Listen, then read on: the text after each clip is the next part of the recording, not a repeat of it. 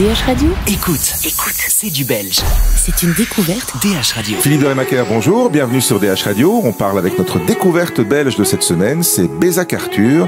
D'abord, remise en situation.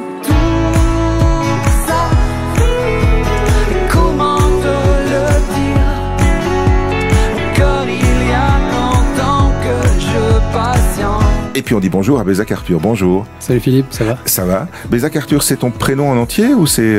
C'est un nom de scène. D'accord, ok. Le Bézac, ça vient d'où alors? Le Bézac, c'est mon nom, mon prénom, donc c'est Seb, je m'appelle Sébastien. Ouais. Ça fait sud-ouest, il y a une ville d'abord qui s'appelle Bézac, mais ici c'est Sébastien, Assiane avec mon nom de famille. D'accord. Voilà. Alors ça fait quand même un bon moment que tu chantes maintenant. C'est presque 10 ans là. Ouais. T'es en route pour ton deuxième album, c'est ça? Ouais.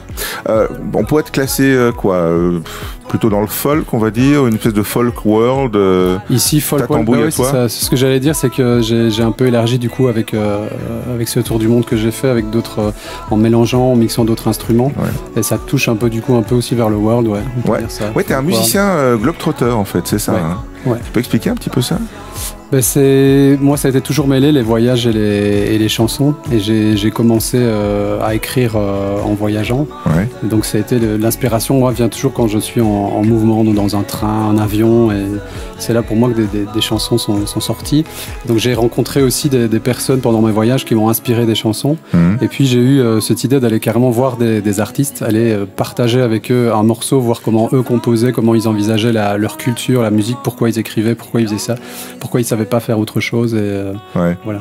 Et t'es allé dans des endroits très étonnants parce que alors quand on voit l'Amérique du Sud par exemple, on se dit que l'apport dans notre musique est assez évident, mais t'es allé jusqu'à Taïwan par exemple où là musicalement pour le coup on est quand même dans des univers très différents. Ouais, c'est complètement différent. Ça a été le plus dur aussi, ça a été de se comprendre avec les artistes parce qu'ils parlaient pas du tout anglais là-bas. Ouais. Mais au niveau des instruments, j'ai été sur un orchestre en fait national, donc là-bas à Taipei, qui fabrique ces instruments lui-même en bambou. En fait, c'est que des instruments en bambou. J'ai enregistré aussi un instrument là qui vient de Chine, s'appelle le yangling, des instruments à cordes pincées qu'on frappe en fait avec des petites baguettes et qui donnent des sons aussi, vraiment très très riches et qu'on n'a pas l'habitude de sonorités que moi j'avais jamais entendu. C'est assez intéressant. Du coup, ça change aussi la manière dont on compose et dont on écrit, non?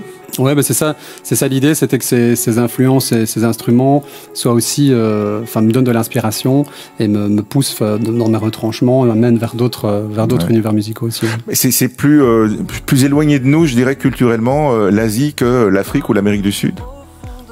Je dirais que c'est l'Afrique. L'Afrique, ce qui est fou, c'est qu'on parle le même langage, mais on se comprend absolument pas. C'est vrai à ce point-là? Dans quel sens? En tout cas, je trouve il y a ce côté-là, en tout cas au Burkina, où c'est dans le sens où nous, tout va être organisé, on va dire un truc d'une certaine manière et on pense avoir un résultat qui sera occidental, très clair, machin, mais là c'est pas du tout clair. Tu apprends toujours à la dernière minute que en fait on n'est pas deux musiciens à partir, mais on va faire une tournée avec 5 autres qui arrivent d'un autre bus mais qu'on doit attendre dans le sud du pays alors qu'on va au nord. Et finalement tu t'apprends qu'ils n'ont pas réservé d'hôtel quand tu arrives là-bas, que tu dois dormir dans le bus. Tu vois. L'impro quoi. C'est l'impro totale.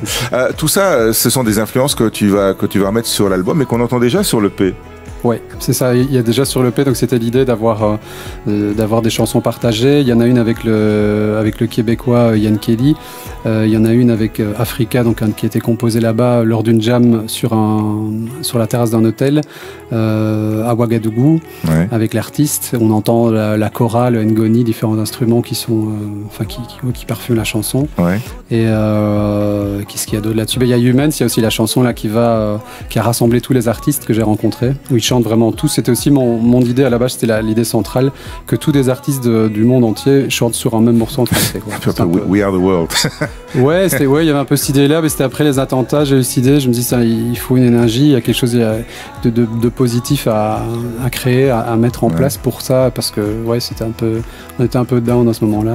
Du coup, tu mélanges les langues aussi, parce que sur ce morceau Human, justement, il y a plein de langues différentes. Ouais, il y a plein de langues différentes, il y a il y a l'anglais et le français français. C'est Ouais. ça. Je t'avoue que le taïwanais en français, c'était compliqué.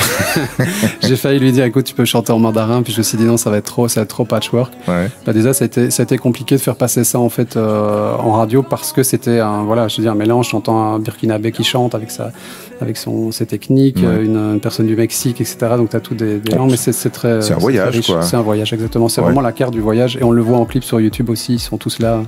Je les ai filmés à chaque fois. Alors, il y a un single qui est en découverte cette semaine sur DH Radio, c'est Comment te le dire. Ouais. Cette chanson-là aussi, elle est née d'un voyage, dans un avion? Mais là, elle est née elle est née au Québec, dans le nord de Montréal, Ouais. à Morin Heights, si je le prononce bien. C'est les Québécois, il faut faire attention.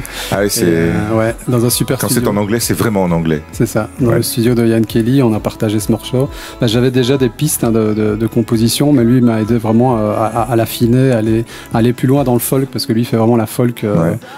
C'est un singer-songwriter, comme ils disent là-bas. Donc ils chantent en anglais à la base. Et il y a sa voix magnifique aussi dessus qui partage avec moi sur les refrains. Donc ouais, j'étais vraiment super heureux de cette collaboration. Folk, donc ça veut dire que quand même ta plus grande copine, c'est la guitare.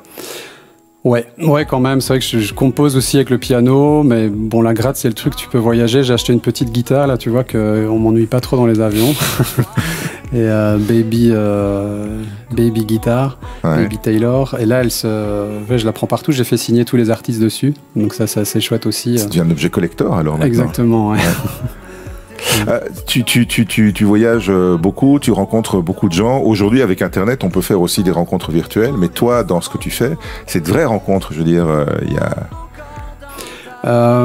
Ici, c'est des trucs vraiment. C'est aller chercher en fait plus loin que ce qu'on y dit. Moi, c'était l'idée tout du voyage, c'est que souvent on a sur Internet avec la télévision, etc. On nous donne des informations qui sont pas toujours avérées. Genre voilà, si tu vas là-bas, c'est dangereux, ou ces gens-là, ces cultures-là, etc. Ouais. Mais au final, on se rend compte que voilà, les gens ont tous une richesse, qu'on est tous au fond pareils. C'est vraiment. On cherche grosso modo la même chose. On cherche la même chose. Et après, au niveau de la musique, c'est que voilà, tous les artistes, c'est culturellement, ils ont ce besoin d'aller défendre leur culture, de partager ce qu'ils ont appris, leurs instruments, leur musique. Et donc c'était très riche de voir ça. Cela dit, ces gens que tu as rencontrés, t'es allé d'abord les chercher sur Internet, ou bien non, t'es parti vers un territoire, et puis c'est là que t'as commencé à creuser, on va dire? Non, j'ai eu des contacts, sinon c'est pas possible. Ouais. C'était pas possible à planifier. C'est pas une aventure complète, quoi. Il y a un peu de préparation. Il y a de la préparation. J'avais aussi à la base Cuba, mais j'avais un orchestre là-bas, donc il m'a proposé. Ben bon, tu sais, on se donne des infos, et puis à la fin ils m'ont demandé finalement de la thune pour ça, et ça rentrait pas dans le truc. Moi, c'était plus vraiment un partage que je voulais. Ça, je le précisais à chaque fois. Et finalement, c'est pas mis. On était au Mexique, donc on a réajusté aussi pour chaque fois avoir une collaboration. Roxana Rio au Mexique, qui là vient de Veracruz dans le sud, et qui est aussi plein de choses à partager. On a fait une chanson en espagnol avec elle. Non, c'était cool, mais tout était quand même préparé à la base. Et le seul truc, évidemment, comme je t'ai déjà dit, c'était l'Afrique, où ça a complètement foiré. Donc déjà, en arrivant, on n'avait pas de bagages. Ils avaient paumé, là, la compagnie avait tout paumé. Ouais. On n'avait plus rien, plus de vaccins, plus de slip, plus que dalle, quoi. On a dû tout racheter là-bas sur les marchés. Et l'artiste sur place, il s'est occupé de nous une semaine, et puis ça s'est un peu mal passé, on va dire. Et j'ai rencontré quelqu'un d'autre dans un hôtel, et puis c'est reparti sur autre chose, quoi. On est reparti directement. Ouais. Bien, et on a ce single qui tourne cette semaine sur DH Radio, Comment te le dire, de Bézac Arthur. L'EP qui est sorti il y a quelques semaines, je crois, maintenant aussi, 4 titres. 4 titres ici qui sont sur toutes les plateformes. Il y a un clip qui est sorti déjà pour Humans, et bientôt le clip de Into the Wild qui va sortir ici dans quelques semaines. Into the Wild qui sera le nom de l'album, c'est ça?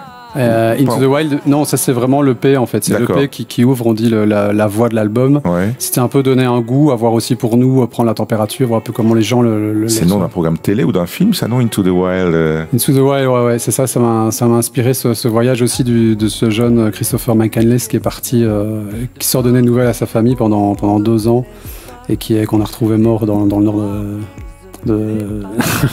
c'est où aller? Alaska, voilà, j'ai trouvé. Ouais. Et donc c'est vrai que ça m'a inspiré cette histoire-là des histoires familiales comme ça qui sont un peu déchirantes, et en même temps ce besoin de partir et de se trouver. Mais ça m'a inspiré cette chanson. L'album, on l'aura 2020? Début 2020. C'est-à-dire que tout est déjà quasiment prêt alors, parce qu'on est assez proche maintenant. Donc, tout à fait. Et le titre de l'album sera quoi?